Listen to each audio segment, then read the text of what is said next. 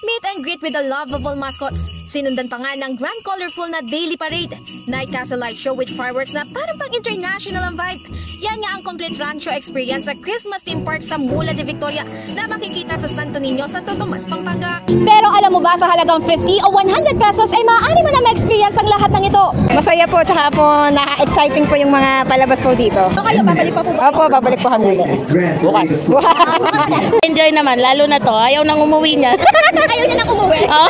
Pero maliban nga sa pamilya ni na Ate Vienna at Ate Crizel, bumisita rin sa rancho ang pamilya ni Kuya Sani. At ayon pa sa kanya, tila hindi lang ang mga batang kasama niya ang nag-enjoy, pero maging siya dahil na-heal daw ang kanyang inner child. Samantala, perfect spot din ito para sa mga couple katulad nga ni na Ate Juvina at Kuya Nui na enjoy din sa whole rancho experience.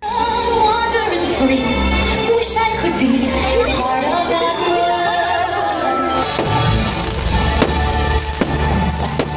At kapag napagod ka na nga sa pagsa-selfie at syempre sa panonood ng castle lighting, pwede ka naman bumisit ngayon sa kanilang food section. Sa parteng ito, nasa sangkatutak na pagkain ang pupwede mong pagpilian. Kung bet mo ng Korean food, Filipino food, or anumang food ay available yan dito.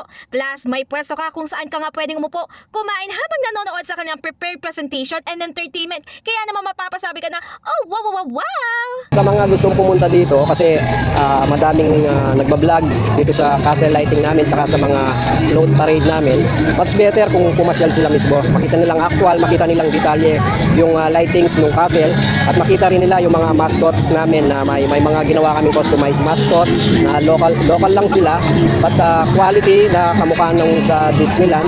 At may mga entertainment din kami. After nung float, castle lighting, may mga food stall, wherein makakakain kayo at habang kumakain, meron kaming entertainers. So, hindi sila mabobore, mag-enjoy sila, malawak yung place, malaki rin yung parking.